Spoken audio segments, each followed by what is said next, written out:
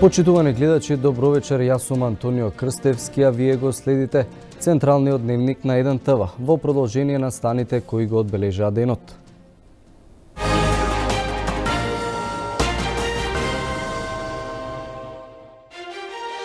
Гордана Силјановска, кандидат за председател од редовите на ВМРО ДПМНЕ, доби подршка од 3/4 од делегатите. Собраќајната несреќа кај ласкарци ја зема и 15-тата жртва, 38 годишен маж од Гостивар. Акција која вознемири македонската јавност, спречили МВР терористички напад во Македонија. Гостин во дневникот Владимир Пивоваров. Заев и Ципрас ке се закитат со наградата Евалд фон Клајст на Минхенската конференција. ПЈРМ заминува во историјата, Обединетите нации го прифатија името Северна Македонија.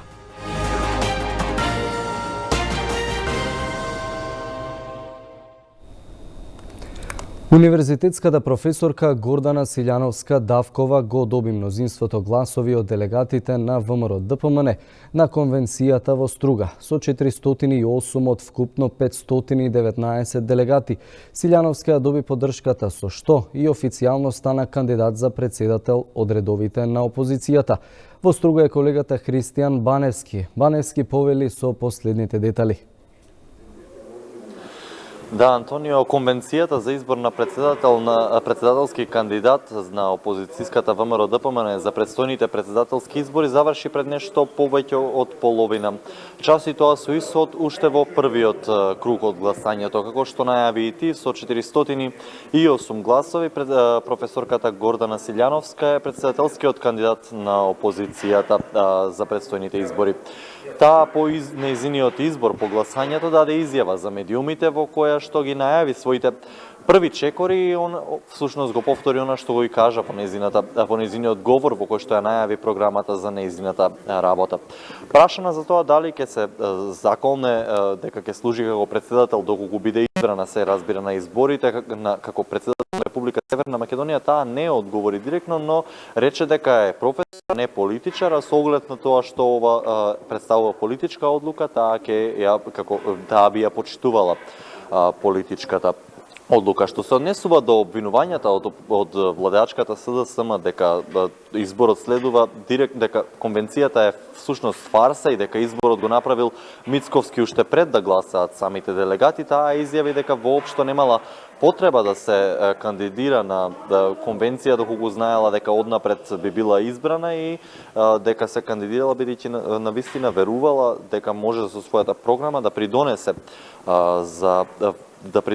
во партијата и да придонесе во изборите. Предлагам тука да ја погледнеме нејзината изјава. Јас сум професор, не сум само политичар и не сум Јанус со две лица и не можам да речам од денеска не сум идеалист кој верува во владење на право, само ќе бидам реалист, но како политичар морате да бидете реалист. Тоа ќе го имам во предвид, инаку се разбира дека нашиот пат не води, туку ние сме дел од Европа, а се разбира дека ако е тоа така, тогаш ЕУ е природната географска, политичка рамка, културна рамка и од тоа нема бегање. Така, тоа беше изјавата на професорката Гордана Силјановска, која што, да повторам, беше избрана со гласови од 408 делегати на конвенцијата на ВМРО ДПМНЕ. Таа беше прашана и за изјавата на професорката Ванковска, која сега е веќе предмет на истрага на Министерството за внатрешни работи и основното јавно обвинителство за говор на омраза, односно изјавата за време на трагичната несреќа. Прашањето се наметна природно со оглед на тоа што токму Ванковска беше една од поддржувачите на кампањата на Силјановска, на што професорката одговори дека го почитува правото на Ванковска на слобода на говор и дека не би сакала да ја коментира таа изјава. Дополнително таа рече дека доколку таа е профилот на консензуален кандидат за председател, би побарала поддршка дури и од Социјалдемократскиот сојуз, но најави дека ќе побара и поддршка од невладините организации. Што се однесува до останатите кандидати кои што беа вкупно 9 на број, еден од нив беше и пратеникот Владко Ѓорчев кој што освои 80 гласови од останатите делегати.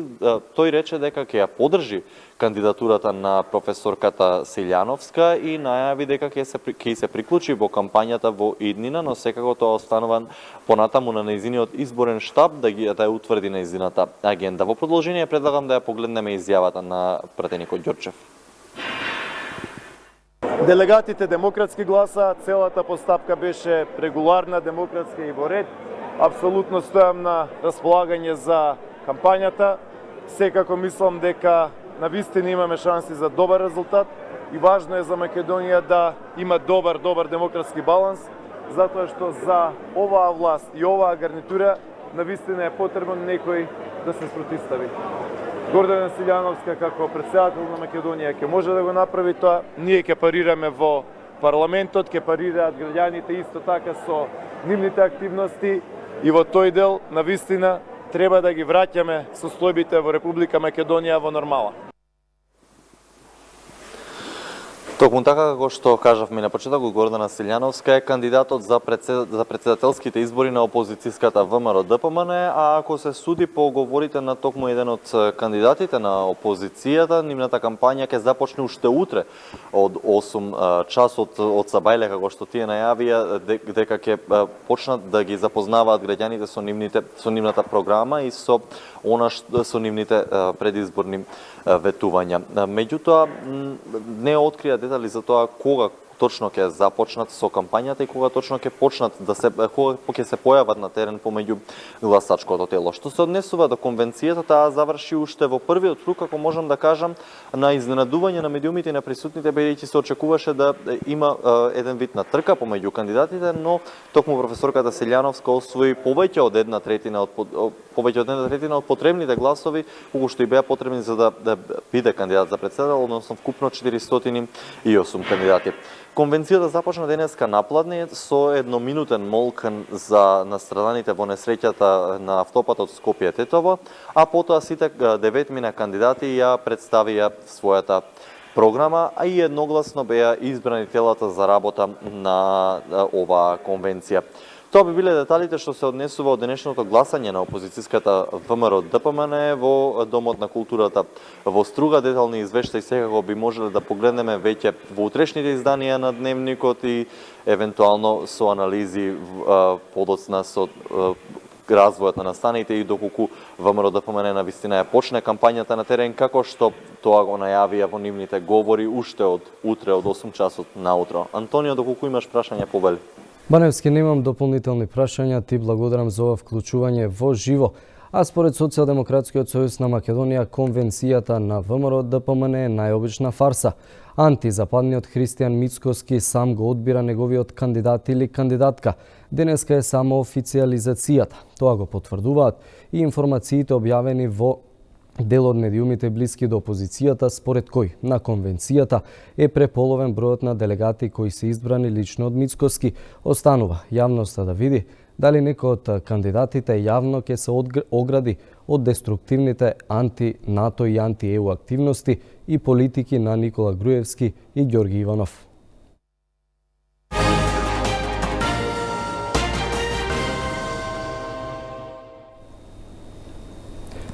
На клиниката за реанимација и интензивно лекување во клиничкиот центар во Скопје почина уште едно лице од повредените во трагичната сообраќајна несреќа. Во критична состојба се наоѓаат уште 5 пациенти.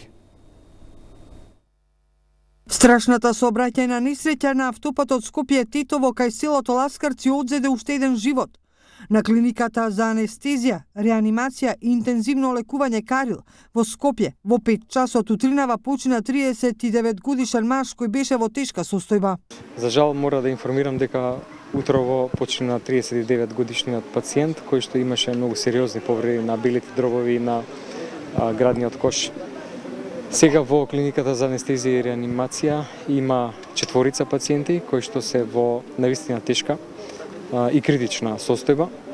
А во болницата 8 септември во одделот за интензивно лекување се лекуваат 5 пациенти, од кои што двајца се на респираторна машина, нивната состојба не е променета во однос на вчерашниот ден, и тројца други пациенти кои што не се на респираторна машина, но исто така имаат многу сериозни повреди и состојбата е тешка. Мора да кажам дека се вложуваат максимални напори, целосно е координиран тимот, мултидисциплинарен. Секојдневно правиме консултации во однос на евентуалните потребни дополнителни интервенции. Искрено се надевам дека пациентите ќе ја пребродат оваа криза и дека во натамошниот тек на лекувањето ќе има подобрување на нивната здравствена состојба. За жал, поради тежината на повредите и покрај сите напори што ги дадовме, пациентот не можевме да го спасиме. Соопштувам мој сочувство на семејството на сите граѓани. За состојбата на девојката со ампутираните? Девојката и другиот пациент кој што се наоѓаат во единицата за интензивно лекување се во исто така во крајно критична и тешка состојба и покрај преземените сите мерки, оние останува да бидат крајно критични и за жал не можам да кажам дека се подобрува нивната состојба. И покрај тоа што сме на 24 часа стоиме како се вика на главата на пациентите. Директорот на градската општа болница 8 септември Христијан Костов рече дека целиот болнички тим пожртвувано се бори за животите на пациентите. Во моментот се присутни 19 повредени. Си отидоа во текот на вчерашниот и денешниот ден 8 повредени. Останатите 19, од нив 4 се во интензивниот оддел, во одделот за интензивно лекување и се во, да кажеме, во критична состојба. Двајца се на механичка вентилација, тие истите пациенти кои што беа уште од самиот почеток, уште од моментот кога ги донесоа. Тие се со приоритетни неуротрауми, односно се политрауматизирани, додека другите двајца се на обсервација. Кај нив пред 2 дена е направена оперативна интервенција на абдоминалниот на стомачната шуплина. Меѓутоа, пошто се политрауматизирани, нивната состојба се следи секојдневно. А семејството на младата студентка по стоматологија Диљара, кој денеска беше пред градската општа болница, задоволни од здравствената состојба на својата ќерка по вчерашната операција. Пофалните зборови беа упатени кон целиот здравствен персонал во болницата каде беше оперирана младата 22 годишна Диљара. А кога сме на оваа тема, во отвореното студио на 1 ТВ гостуваа хероите на кои ретко кој им го посвети вниманието кое го заслужуваат. Пожарникарите беа меѓу првите на местото на несреќата и ги извлекоа сите заглавени во автобусот. Еве дел од нивните сведоштва. Страшна слика. Страшно лоша слика, не секојдневна, можеби малце потешка од она што ние го очекувавме у предвидување додека патувавме од автокоманда до село Ласкарци. Внатре во автобусот беше тесен просторот, имаше многу луѓе, беше тешко да се приде и до самиот автобус. Влево внатре се слуша повици за помош од повредените, заедно со уште еден пожарникар, Мартин Божиновски, и почнавме со излекување на повредените. Внатре сликата беше страшна затоа што беше темно, немаше место како да се интервенира, затоа што интервенираме со хидравличен алат кој е специфичен и за кој треба одредена потпора каде треба да се стави за да биде стабилен, за да не се загрози животот на повредениот. Имаше трудница која прво не извадивме, не беше заглавена само главата за цела среќа. Се работеше за исклучително храбра жена која беше многу присебна. Ступчињата на прозорите беа искривени и беше или со лежење или со лазење, за да провериме некој што е заглавен или е незаглавен. Имаше реакција од еден патник унатре дека е заглавен со лим, со столче, со ова, со она, уствари не беше, него имаше посериозна повреда на долните екстремитети.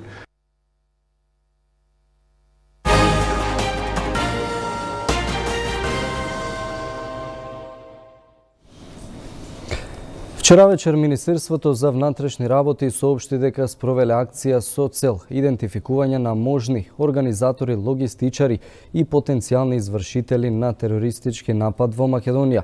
Во јавноста се појави немир по оваа информација, но и по соопштението на амбасадата на САД. Незините граѓани да внимаваат кога патуваат во Македонија. Токму на оваа тема вечерва во Централниот дневник разговараме со универзитетскиот професор Владимир Пивоваров. Господине Пивоваров, добро дојдовте во Централниот дневник на 1 ТВ.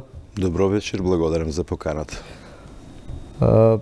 Оправдана ли е ова тензија која што се крена во јавноста?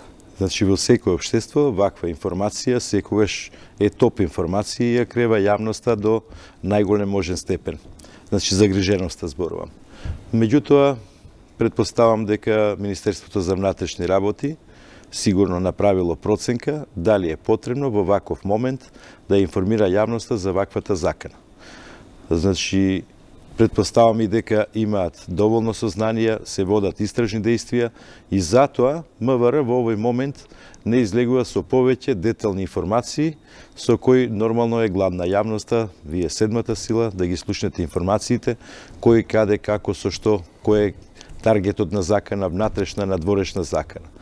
Во делот што кажавте дека овие информации се засилени со изјавата која е дадена од Американската амбасада во Скопје, секогаш амбасадите на Соединетите американски држави ширум светот, кои ќе и нивните служби имаат доволен број на сознанија, проверени предпоставам, така постапуваат, ги известуваат своите граѓани, дури и даваат конкретни упатствија, а некаде каде што заканата е известна, во таа ситуација дури им забрануваат на своите граѓани да патуваат во одредена земја. Известувањето испратено од Министерството за внатрешни работи содржи многу малку, ако не и воопшто детали за тоа што се работи. Дури некои медиуми и од соседството споменуваат дека биле и уапсени, преведени некои лица, меѓутоа таква информација кај нас не се спомна. Новинарски, ако се изразам, значи имаме голем наслов, меѓутоа нема содржината. И јас разбирам зошто јавноста е загрижена.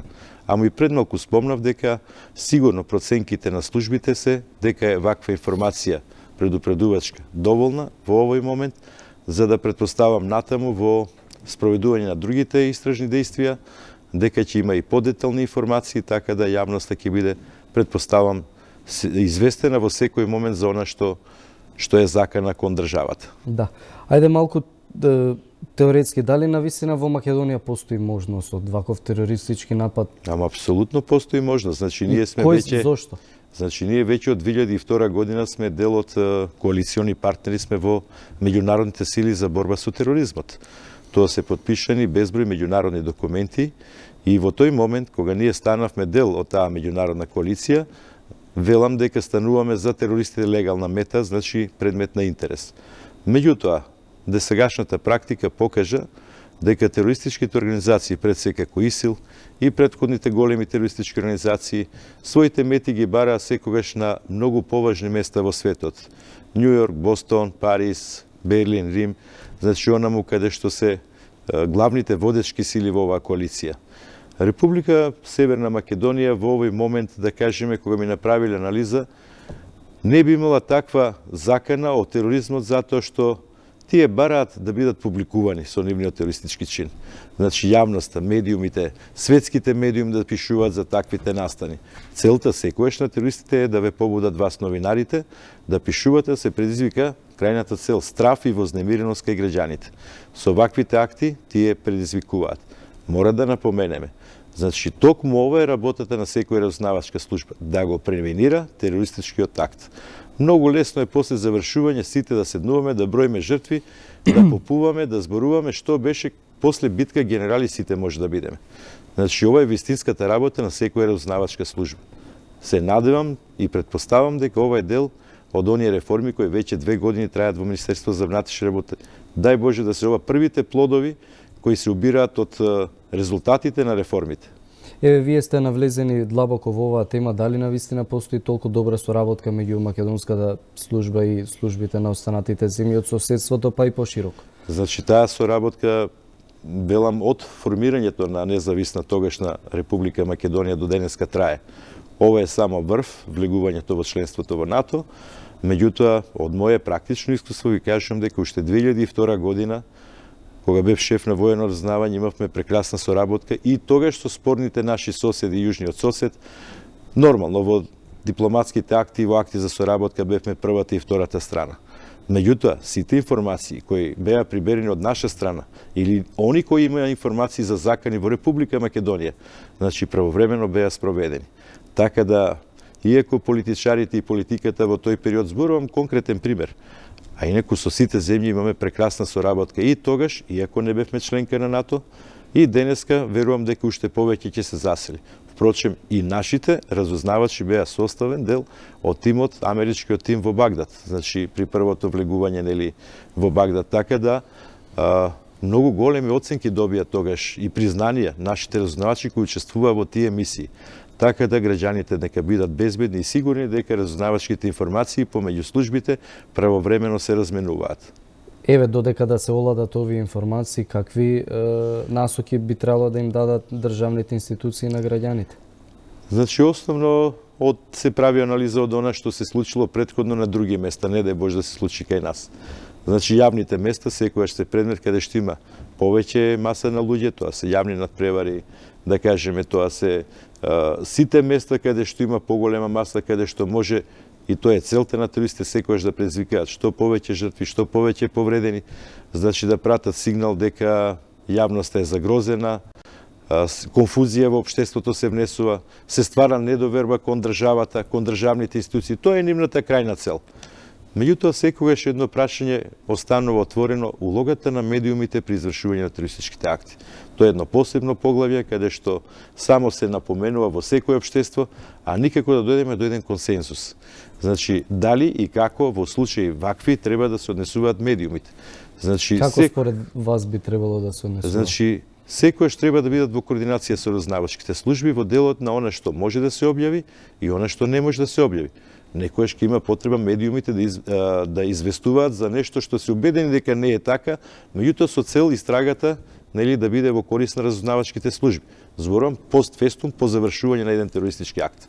Значи, во таква ситуација верувам дека никој овдека и многу малку во светот има такви едукации како да се однесуваат нарочно светските медиумски куќи и новинарите во таква дадена ситуација. Се сеќавате на случајот во Бостон, значи медиумите беа главните кои доведоа до откривање и лишување од живот на едниот и апсење на вториот извршител на тој терористички акт. Значи, тоа беше вистинската улога на медиумите, ако се сеќавате на тој немил настан. Неизбежно е да се споменат повратниците од боиштата на Блискиот Исток, кои што предпоставуваме дека можно е да имаат поврзано со овој настан, бидејќи биле веќе таму. Во минатите неколку години во Македонија доста се пишуваше на оваа тема, имаше неколку десетици жители, државјани на Македонија кои што беа на боиштата на Блискиот. Мислам 172 званично објави финансиско разузнавање кои имале конекција со ваквите терористички организации, директна или индиректна. Да. Дали можеби тие се дел од целата оваа мрежа? Ама апсолутно тие се тие, нема кој друг да биде. Меѓутоа, знаете, тие луѓе се темпирани бомби.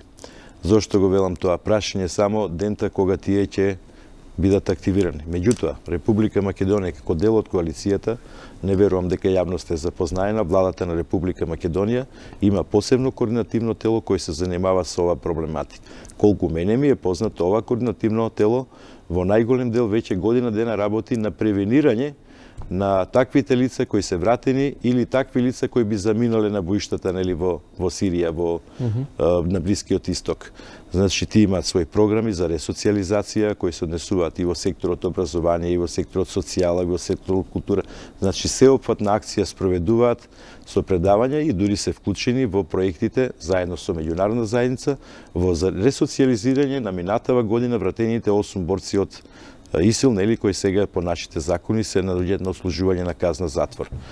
Значи, секојаш прашањето треба да го поставиме зошто овие луѓе замина, дали можевме да ги спречиме да не заминат. Мотиви постојат кај нив многу и тоа мора да биде не само работа на безбедносните служби, туку и на целото општество. Сите треба да бидеме сплотени за да можеме да ваквиот проблем да го превенираме. Значи, ако сега имате 170 и неколку, ако така продолжи трендот, значи со тек на време ние ќе имаме се повеќе такви луѓе. Па верувате, не постои безбедносна служба во светот што може толкава бројка на лица да им посвети службено внимание, зборувам оперативни обработки, следење и прибирање на информации. Така да мора нешто повеќе да направиме за да овој проблем не Како да биде ги спречиме тие мултиплициран. луѓе да отидат на боиштата на Блискиот Знаете, Исток? тие луѓе пред да отидат има... Би требало службите да работат на тоа постојано. Значи и службите и нашите сами граѓани и она што го велиме микросредината во секој општество, тоа е самото семејство и најблиското обкружување, примарното, потоа секундарното обкружувањето, значи местната заедница, значи тоа не се случува преку ноќ да некој доби идеја, еве гледам добар филм и ќе заминам. Значи тоа се случува индоктринација подолг период. Таа индоктринација може да го доведе таквото лице побргу или полека да стаса во рацете на ваквите организации. Точно е дека некаде се оди и од чисто фантазерство во вакви ситуации. Меѓутоа, се повеќе мислам дека идеологијата, религијата, мислам, не религијата генерално, него одредени делови одредени религии ваквите луѓе ги инструираат. Со, не знам, вакви укажувања, онакви убедувања или она што беше во религијата, доколку загинат за борбата, нели, ќе има 100 девици ќе ги пречекаат во рајот. Значи, тоа се некои дејанија кои се видливи, кои ние треба навремено да ги спречуваме. Не е тајна да ви кажам дека 2002 година за прв пат почувствувавме дека религиозни лица во Липковскиот крај доаѓа посебни вршеа обуки на таквите лица, финансирање имаше на семејствата за нивните деца да учат од тие нивни ставови, потоа нивното испраќање. Значи, еднаш мора да расчистиме. Значи, државата не го спречи тоа тогаш. Значи, тогаш превениравме и затоа не дојде до голема бројка и одлив на ваквите лица. Значи, се вршеше социјализација пред се тогашната влада, одеше на принципот тие лица да бидат вработени, значи да имаат некое внимание во обкружувањето. Значи, тоа се еден сплет на мотиви и кои таквото лице му дават нагон за да замине, односно да донесе конечната одлука да зание таму. Таму тоа веќе е перење на мозок тотално. И инструирањето, значи спијачи ние ги викаме во разузнавање таквите луѓе кои ќе дојдат и во даден момент по потреба на тие кои се нивните ментори, стануваат дури и луѓе самоубици. За среќа, ние на европско тло такви појави немаме човек самоубиец, меѓутоа тоа е најтешкиот облик на извршување на ваквите дела и многу тешко за спречување, односно превенирање. Има ли во Македонија се уште луѓе кои што ги како посредници да заминат од државата? Апсолутно има, меѓутоа тоа е работа на службите, значи таквите лица да ги гонат кривично, предвидени се и кривични дела. Нормално и лицата кои заминуваат се опфатени со кривичниот закон на Република Македонија. Впрочем, ја видовте денешната дебата, цела Англија денеска дебатира за повраток на 19 годишна трудница која има англиско државјанство, меѓутоа нивниот министер беше дециден за внатрешни дека тој нема да дозволи враќање на таквите лица кои се преголема опасност за самата држава. Нашиот закон за жал е многу поблаг и предвидува само казна затвор. Кај нив дури е предвидено и одземање државјанство. Веднаш имаше реакција од овие организации за човекови права, како ние ќе оставиме апатрид да биде наш државјанин поранешен. Меѓутоа мора да расчисти секоја држава да каже злото е поголемо и мора да го превземе тоа без разлика што навистина во еден дел се кршат човекови права согласно меѓународните закони. Имаат ли државите од регионот ист ваков или сличен проблем? Дали споредено со Македонија кај нив бројот е поголем или се движи тука некаде во исти рамки? Значи за бројката не можам да зборувам, меѓутоа од контакти со координаторот Борче Петревски заеднички посети на ваквите меѓународни конференции околу ова прашање. Отворено разговараме со колегите и тие имаат своји проекти. Суштината е сите да соработуваат, значи да ги приминат сите најдобри западни практики во превенција и ресоциализација на ваквите лица. така да разменуваат мислења, имаат тие и посебни установи, дури и посебни места за живење. Значи не сме исклучок од регионот, туку сме само дел што е нормално од самиот регион. Господине Пивоваров, ви благодарам за гостувањето во Дневникот на 1ТВ. Благодарам. Ние продолжуваме понатаму. Поранешниот директор на УБК Горан Митевски за 1ТВ вчера изјави дека добро е што МВР постојано соработува со службите од другите земји и што по вакви дојави за евентуални терористички напади презема брзи и ефикасни акции за нивно спречување. Добро е што Министерството за внатрешни работи ги продолжува интензивните контакти и соработки со партнерски служби кои по вакви дојави преземаат брзи и ефикасни акции и се надевам дека ќе го попречат делувањето на оваа екстремистичка група и нема да дојде до терористички акти на територија на сега и како нашата членка држава. на НАТО веројатно имаме и повеќе Соработка, информации и соработка со земјите членки на Алијансата. На премиерите на Република Северна Македонија и на Република Грција Зоран Заев и Алексис Ципрас денеска во Минхен ќе им биде врачена наградата Евалд фон Клајст. Планирано е врачувањето на наградата да биде на посебна церемонијална вечера, чиј домакин ќе биде премиерот на Баварија Флориан Херман. Премиерите Заев и Ципрас и нивниот преспански договор како модел за решавање на спорови се во фокусот на Минхенската безбедносна конференција. На панелот за иднината на Западен Балкан, Заев рече дека зборуваме за регион кој се менува, станува се повеќе европски и праќа позитивни пораки за другите. Зборувајќи за преспанскиот договор, опиша дека низ процесот доминирала добрата политичка волја. Низ процесот инсистиравме дека не зборуваме за црвени линии, се договоривме тие да бидат исклучени. Рековме дека нема да го затвориме процесот во кутија од црвени линии. И тој и јас изгубивме политички поени, но го правиме ова за следната генерација. Брзо ќе ги вратиме тие политички поени, нашите граѓани брзо ќе ги видат придобивките. Им го посветуваме договорот на младите генерации за нивната иднина. Вредеше, рече премиерот Заев. Владењето на правото мора да блеска, борбата против корупцијата, промените во јавната администрација и безбедносниот систем. На добра насока сме и се надеваме дека на јунскиот самит конечно по 15 години ќе добиеме датум за почеток на преговорите со ЕУ. Ципрас изјави дека историјата не ја пишуваат тие кои шират страв, туку храбрите кои создаваат решенија за генерациите што доаѓаат. Двајцата премиери се добитници на наградата Евалд фон Клајст за придонес за мирот и безбедноста и афирмација на принципите на трансатлантската алијанса. Претходно германската канцеларка Меркел им оддаде признание за нивната храброст да го надминат повеќе деценискиот спор, што ја овозможи на Република Северна Македонија да влезе во НАТО. Договорот го коментираше и шефот на руската дипломатија Лавров, кој повтори дека Москва не се мешала во проблемот со промената на името на Македонија. Во Минхен, Заев на повеќе билатерални средби добил потврда на поддршката за европските аспирации на земјава.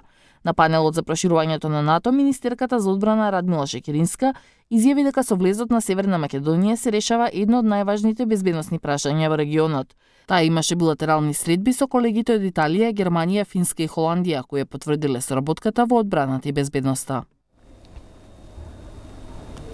Со учеството на министерката Радмила Шекеринска на состанокот на министри за одбрана на Северноатлантскиот совет на НАТО, станавме активен учесник во процесите за глобална безбедност на иста маса со земјите членки на најсилниот безбедносен сојуз, изјави пратеникот Харило Квенец од редовите на СДСМ.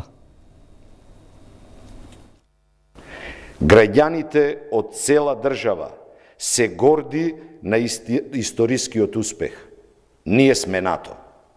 Се остваруваат децениски национални и државни интереси.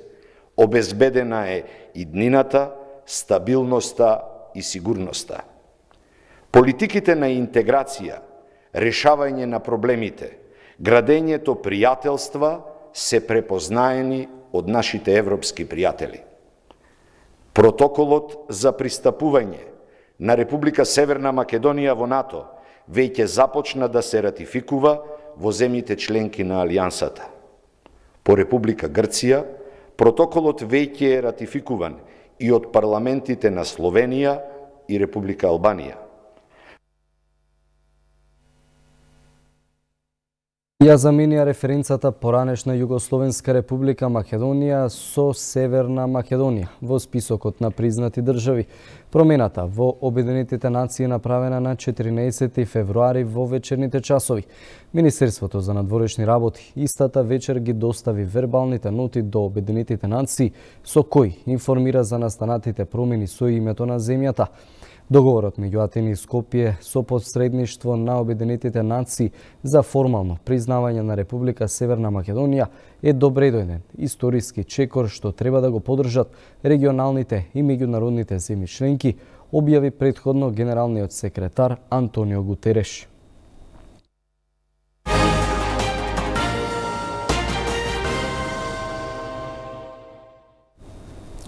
Погрешните политики водени со децении во земјоделството не можат да се променат за една година, изјави министерот за земјоделство, шумарство и водостопанство Љупчо Николовски, одговарајќи на новинарско прашање дали субвенциите го дале очекуваниот резултат и дали тие служат како социјална помош. Додаде дека за само една година со промена на моделот на субвенционирање може да се забележи разлика.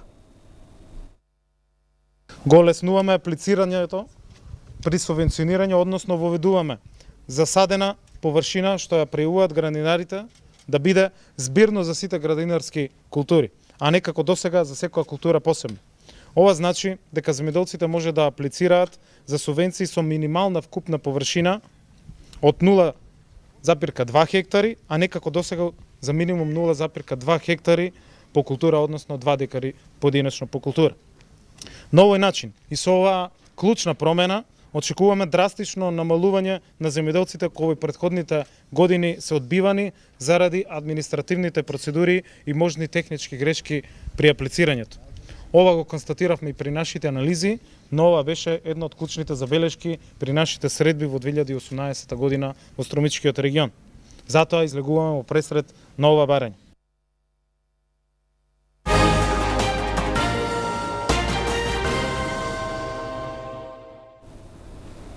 Полицијата фрли солзавец врз демонстрантите кои протестираа во Тирана, кога се обидоа насилно да влезат во зградата на владата. Поддржувачите на албанската опозиција го пробија полицискиот кордон и се обидоа со метални шипки да ги разбијат вратите на зградата во која се сместени канцелариите на премиерот Еди Рама. Протестот го организира опозицијата која бара оставка од Рама поради лошото владење. Антивладиниот протест во Тирана што го организираше опозицијската демократска партија прерасна во насилство и судири со молотови коктели и солзавец уште на самиот почеток. Револтирани поради масовното полициско присуство, демонстрантите ги гаѓаа со разни предмети и се обидоа да го пробијат кордонот и да влезат во владата и во канцеларијата на премиерот Еди Рама. Демонстрантите ги испровоцира тоа што уште на самиот почеток на протестот полицијата презеде практично драстични мерки за обезбедување. Инаку опозицијскиот лидер Љузим Баша и поранешниот председател Сали Бериша символично седнаа на тротоарот пред владата додека демонстранти застанаа околу нив. Бериша накусу им се обрати на присутните и побара Рама да биде уапсен. Председателот Илир Мета ги повика представниците на опозицијата и припадниците на полицијата да покажат воздржаност и да ги смират тензиите, затоа што граѓаните имаат право да протестираат, но институциите мора да се почитуваат. Според последните информации, повредени се најмалку 10 лица, меѓу кои и еден новинар. Состојбата полека се смирува, а во обезбедувањето се вклучија и припадници на Националната гарда. Во продолжение и останатите вести од светот. Српскиот председател Вучик не е многу оптимистичен дека годинава ќе се постигне договор со Приштина за нормализирање на односите. Во изјавата за австриската агенција АПА рече дека ќе се бори за компромисно решение, но предуслов за продолжување на диалогот е Косово да ги укине таксите на српските производи. Запрашан за предвремените избори во Србија поради протестите во земјата, Вучик рече дека се уште не се разговара за тоа. Кога ќе продолжи диалогот со Приштина, тогаш ќе можеме да се концентрираме на српската економија, која во моментов се развива добро, објасни Вучик и додаде дека тогаш ќе одлучи за изборите. Холандската влада објави на Твитер фотографии од сино чудовиште што го представува Брекзит. Според твитот на министерот за надворешни Штеф Блок, владата го гледа Брекзит како големо сино чудовиште што лежи на маса. Блок напиша под сликата "Немојте Брекзит да ви застане на патот" и сподели линк до официјалниот сајт на владата на кој се достапни информации за можното влијание од напуштањето на Британија на Европската унија врз холандските фирми. Американскиот председател Доналд Трамп го потпиша законот за избегнување нова делумна блокада на државната администрација. Со него се обезбедени 333 милиарди долари за финансирање на неколку владини структури до септември. Во документот е најавено дека ќе се финансира и дел од зидот на границата кон Мексико. Станува збор за финансирање на дополнителни 88 километри, што е помалку од 321 колку што тој бара. За да ги обезбеди парите за зидот, претходно Трамп потпиша документ со кој објави вонредна состојба. Со вестите од светот го затвораме централниот дневник на 1 ТВ. Последните вести се во 22 часот, а до тогаш информирајте се на 1tv.mk. Пријатно!